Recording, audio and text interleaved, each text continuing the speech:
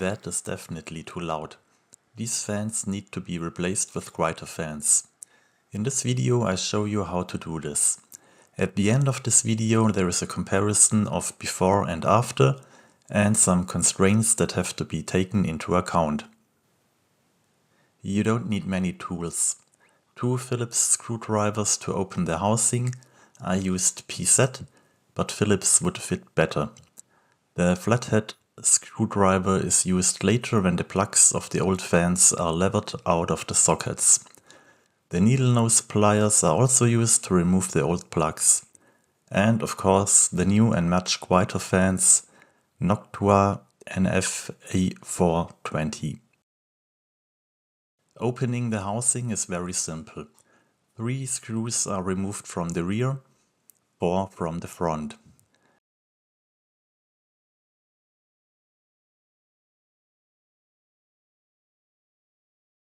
The rack mount ears on both sides must be removed first, followed by 2 more screws on each side. Only the 2 fans that can be seen from the outside are installed on the inside. One is connected to the mainboard to the right of the single heatsink.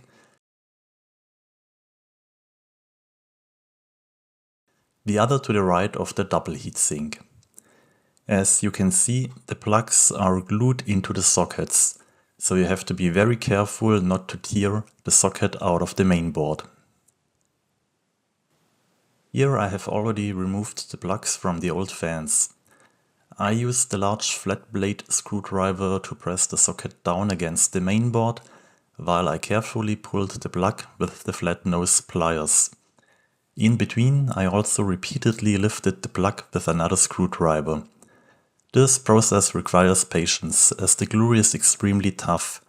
It took me about a minute for the first plug and 5 to 10 minutes for the second. You really need to take your time here. Before the old fans are completely removed, the direction of rotation must be checked. As you can see here, the fans blow fresh air into the housing, so the new fans must be installed accordingly. The old fan uses a specific connector so that the PC fan from Noctua does not fit.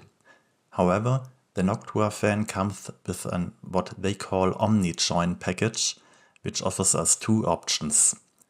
The first option is to simply cut the connector off the old fan and connect it to the black omni-join adapter, either with a soldering iron or with the included clips. The second option is to buy 2 JST XH cables with 2 pins. This is the exact connector that is used by the old fan. These cables are soldered to the omni-join adapter, which creates the bridge between old and new. The second option has the advantage that nothing is changed on the original fan. In the event of a warranty claim, the old fan could be reinstalled. The new fans are now installed.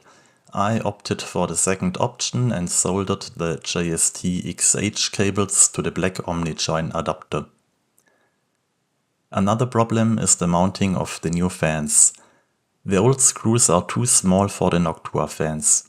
I solved this by simply using longer M3 screws. This means that no adjustments need to be made to the fan or the housing. With the closed housing, it's time for a test.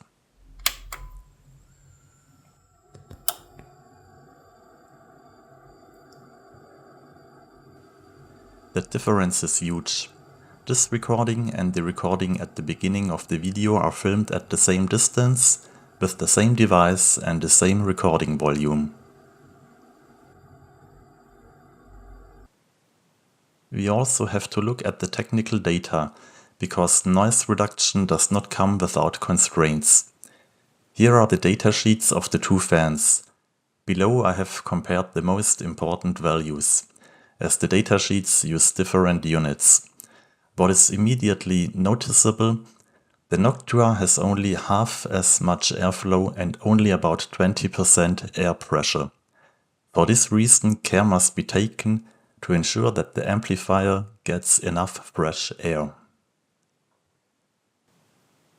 In the video description I have included a link to a German price comparison site. The language doesn't matter, but you can compare technical values very well there. The top 3 fans look very interesting as they have a larger airflow than the Noctua, but still seem to be quiet. So there is room for further experimentation.